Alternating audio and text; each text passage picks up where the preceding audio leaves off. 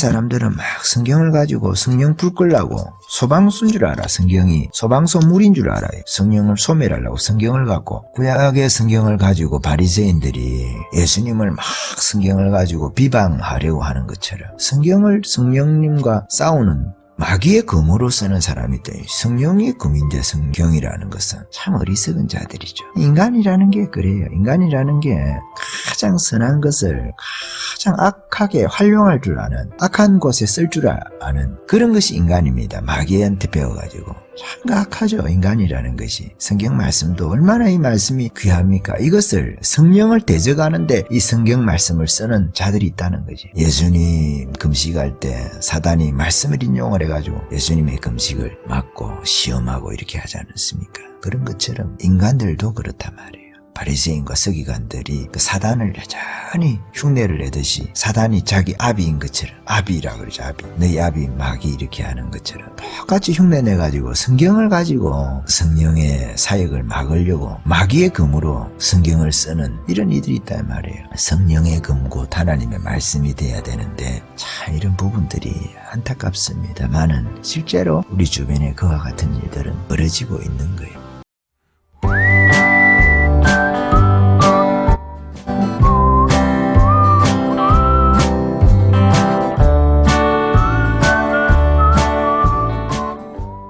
그렇게 하고 마지막으로 은사 중주론자의 부류는 성경에 있는 은사는 인정을 하는 거예요. 성경의 본문상으로 인정을 안 하기가 좀 어렵거든요. 인정을 한다. 그러나 성경을 기록할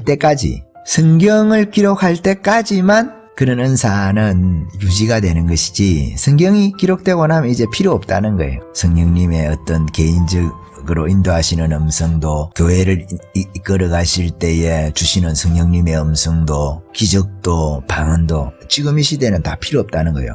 오직 성경이니까 성경만 가지고 이제 다 된다는 거죠. 성경은 완전하기 때문에 성경을 보면서 예수님을 믿으면 된다. 성경은 완전하다. 더 이상 필요하지 않다.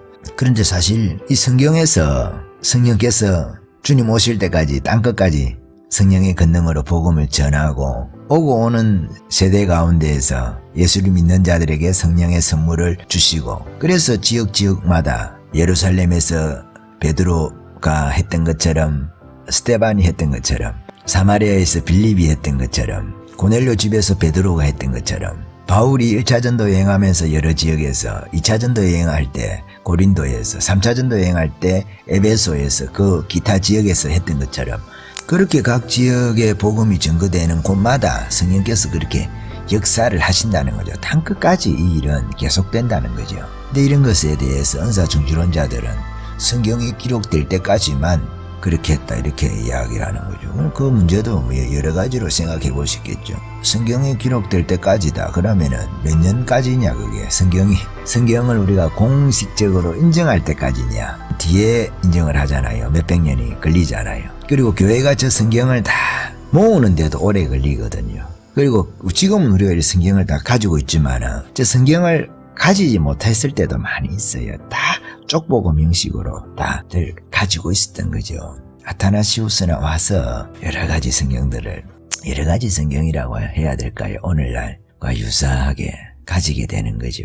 그리고 인쇄술이 발달해서 지금 이렇게 우리가 성경을 신약 성경, 구약 성경 다 가지고 있지만은 교회는 이것을 성도들이 제대로 읽지도 못했습니다. 사실은 한동안에. 그러면은 그 말이 안 되는 거잖아요. 사실은 말이 안 되는데 성경을 기록할 때까지만 그렇다. 계시록이 제일 마지막에 기록된 성경으로 우리가 알고 있는데 예수님께서 계시록의 사도 요한에게 성령이 교회들에게 하신 음성을 들을지어다 이렇게 말씀하고 있잖아요. 성령께서 지금도 교회들에게 말씀을 하시고 사도행전의 그 말씀도 말씀이지만 계시록의 7교회에 주시는 그 말씀도 말씀이지만 그거는 예수님의 말씀이잖아요. 또 성령께서 각 교회들에게 하시는 음성이 있다는 거예요. 그 음성을 들으라는 거예요. 에베소 성도들은 기도해서 예수님께서 주시는 말씀 그걸 또 성령께서 하시겠지만 그 원리 안에서 구체적으로 각 교회들이 어떻게 할 것이냐 그런 문제들을 다 성경에 기록할 수는 없잖아요. 에베소 교회에 대해서 기록을 할 때도 교회의 그 여러 가지 사안들이 있으니까 그것을 다 어떻게 하겠어요. 우리가 성령님께 기도하면서 그런 문제들을 결정을 해 나가는 거죠. 사람을 세울 때도 마찬가지고 감독을 누구를 세워야 될지 집사를 누구를 세워야 될지 그거 다 기도하면서 성령의 우리가 인도를 받아가면서 성령의 음성을 들어가면서 투표를 해서 해야 될지 그런 방법적인 문제까지도 아니면은 기도와 금식으로 안디옥 교회처럼 해야 될지 아니면은 예루살렘 교회에 처음에 베드로가 했을 때처럼 해야 할지 그 방법까지도 성령님께 우리가 물어볼 수 있잖아요. 다 우리가 생각만 갖고 하는 거 아니잖아요. 성경에는 이런 방법도 저런 방법도 있으니까 그렇지만 우리가 기도하고 금식해서 안디옥 교회처럼 성령께서 두 사람을 따로 세우라는 음성을 들을 수 있으면 더 좋겠죠. 성령께서 그런 문제에 대해서 지금도 교회에 말씀하시잖아요. 우리 기도하는 것을 통해서 목회자들을 통해서 혹은 교회 전체 성도들의 마음 가운데도 성령께서 말씀하시고 한 성령께서 계시기 때문에 그 음성이 하나가 되지 않겠습니까? 그렇지만 성령의 음성을 들을 수 있는 사람도 있고 못 듣는 사람도 있잖아요. 귀가 없어가지고 성령에 대한 음성을 듣는 사람들 중에서도 듣는다고 주장하는 사람들 중에서도 물론 잘못 듣고 하고 그렇게 하기 때문에 분별은 필요하겠지만은 기본적으로 성령께서는 이 시대에도 말씀도 하시고 능력으로 권능으로 행하시기도 하신다는 거죠. 그러나 성경의 원리에 반하지 않고 성경은 또 성령을 소멸하지 않고 어떤 사람들은 막 성경을 가지고 성령 불 끌라고 소방수인 줄 알아. 성경이 소방서물인 줄 알아요. 성령을 소멸하려고 성경을 갖고 구약의 성경을 가지고 바리새인들이 예수님을 막 성경을 가지고 비방하려고 하는 것처럼 성경을 성령님과 싸우는 마귀의 검으로 쓰는 사람이 있다. 성령의 검인데 성경이라는 것은 참 어리석은 자들이죠. 인간이라는 게 그래요. 인간이라는 게 가장 선한 것을 가장 악하게 활용할 줄 아는 악한 곳에 쓸 줄 아는 그런 것이 인간입니다. 마귀한테 배워가지고 참 악하죠. 인간이라는 것이. 성경 말씀도 얼마나 이 말씀이 귀합니까? 이것을 성령을 대적하는데 이 성경 말씀을 쓰는 자들이 있다는 거지. 예수님 금식할 때 사단이 말씀을 인용을 해가지고 예수님의 금식을 막고 시험하고 이렇게 하지 않았습니까? 그런 것처럼 인간들도 그렇단 말이에요. 바리새인과 서기관들이 그 사단을 여전히 흉내를 내듯이 사단이 자기 아비인 것처럼 아비라고 그러죠. 아비. 너희 아비 마귀 이렇게 하는 것처럼 똑같이 흉내내가지고 성경을 가지고 성령의 사역을 막으려고 마귀의 검으로 성경을 쓰는 이런 이들이 있다 이 말이에요. 있다 이 말이에요.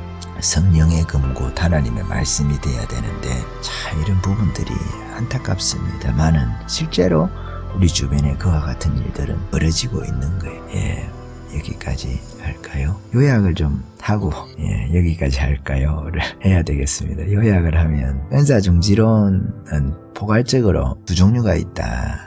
성경에 있는 은사 자체를 없애버리려고 한다. 그것도 이제 여러 가지 그 안에 예수님의 기적과 모든 성경의 기적을 인정하지 않는 부류. 예수님의 기적은 인정을 하는데 사도행전의 기적은 또 인정하지 않는 부류. 사도행전과 예수님의 기적은 인정해요. 성경 안에. 그렇지만은 사도행전에 있는 그 방언은 인정하지 않는.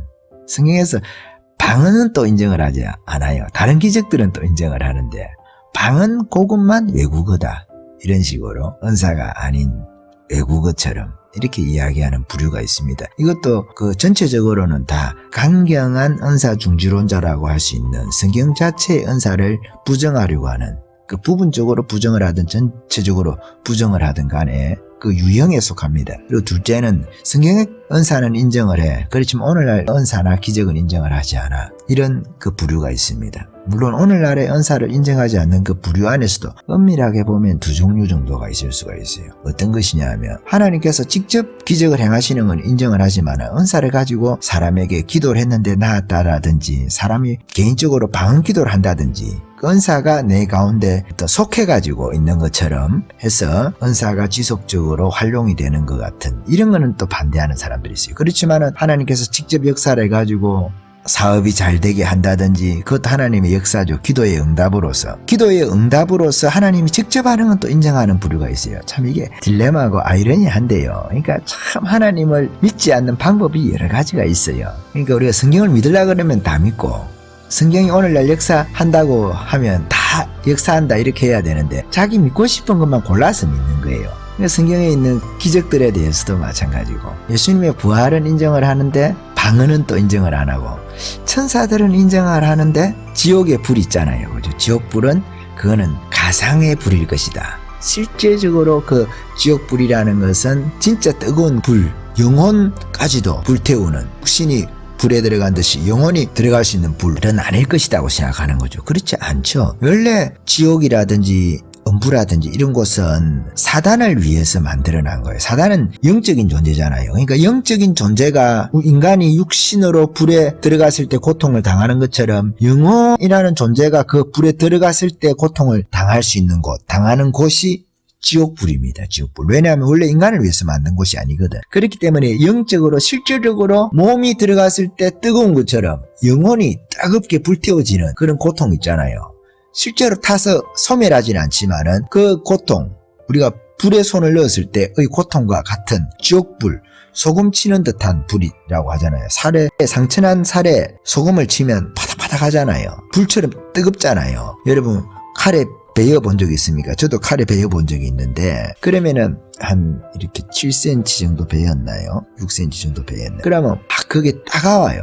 뜨겁단 말이에요. 뜨겁단 말이에요. 그러면 그 뜨거운 것이 지옥불 같은 거단 말이에요. 마치 그와 같은, 거기다가 소금을 탁 넣으면 얼마나 바닥바닥 하겠어요. 그래서 생선 소금 치면 바닥바닥 하듯이 그런 지옥불이 실제로 존재한다는 거죠. 육신의 불이 아닌데 영혼을 뜨겁게 하는 그 불이, 영혼을 태우는 불이 있나? 일반적인 불에 영혼이 들어가면 안 뜨거울 거 아니겠어요? 그렇지만은 영혼을 태우는 불이 있단 말이에요. 원래 사단을 심판하기 위해서, 사단을 위해서, 마귀와 그의 사자들을 위해서 예비한 곳이 지옥불이잖아요. 그러니까 이게 뜨겁단 말이에요. 그 불에 대해서도 인정하지 않는 사람들이 있습니다. 그러니까 자기가 인정하고 싶은 대로 인정하는 거죠. 성경 본문 그대로 받아들이려고 하지 않고, 그런 부분들은 자기가 받아들이고 싶지 않다 할 때는 거기에다가 자의적 해석을 하는 거죠. 상징적으로. 그 불은 아마 상징적인 불일 것이야. 이렇게 하는 거죠. 왜? 자기 마음대로 해석하고 싶으니까. 그거를 신학적으로 혹은 좀 유식한 말로 자의적 해석이라고 하는 거죠. 다른 말로 하면 자기 멋대로 해석을 한다는 거예요. 그 말씀을. 그렇게 하기 위해서 그 상징이라는 말, 비유라는 말, 알레고리하다 이런 말들 다 유사한 표현인데 그런 해석 기법, 방법, 풍류 이런 것도 다 마찬가지입니다.